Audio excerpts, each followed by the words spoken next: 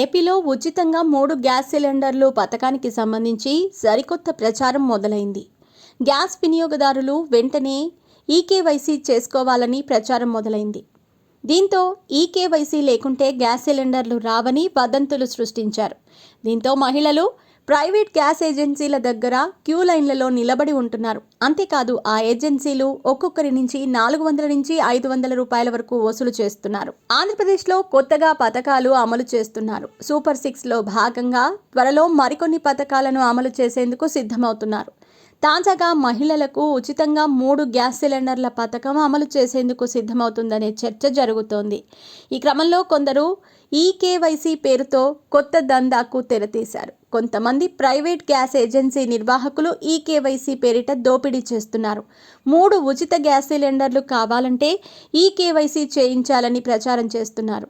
అవకాశం దొరికింది కదా అనుకుని ఒక్కొక్కరి నుంచి 400 రూపాయల వరకు వసూలు చేస్తున్నారు.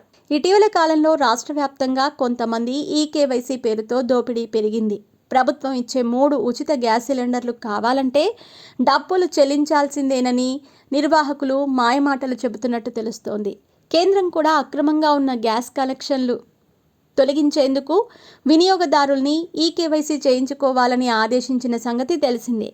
ఇదే అదునుగా ఈకేవైసీ లేకపోతే 3 ఉచిత గ్యాస్ సిలిండర్లు రావనే ప్రచారాన్ని మొదలుపెట్టారు. కొంతమంది అమాయకంగా 3 ఉచిత గ్యాస్ సిలిండర్లు రావేమో అనే భయంతో ఈకేవైసీ కోసం గ్యాస్ ఏజెన్సీలకు క్యూ కడుతున్నారు. అక్కడ ఒక్కొక్క వినియోగదారుని నుంచి 400 రూపాయలు వసూలు చేస్తున్నారు. ఈ దోపిడీపై అధికారులకు ఫిర్యాదు చేసినా పట్టించుకోవటం లేదని కొందరు చెబుతున్నారు.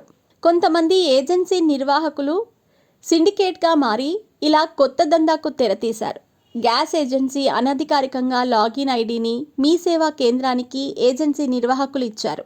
దీంతో మీ సేవా కేంద్ర నిర్వాహకులు కూడా ఈకేవైసీ చేయించేందుకు 400 రూపాయల నుంచి 500 రూపాయలు వసూలు చేస్తున్నారు. ఇలా చాలామంది ఏజెన్సీలకు వెళుతున్నారు. కొద్ది రోజులుగా ఈ వసూళ్లు కొనసాగుతున్నాయి.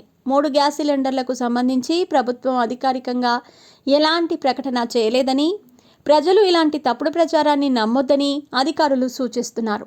ఒకవేళ గ్యాస్ సిలిండర్లకు సంబంధించి ఏదైనా సమాచారం ఉంటే అధికారికంగా ప్రకటిస్తామంటున్నారు.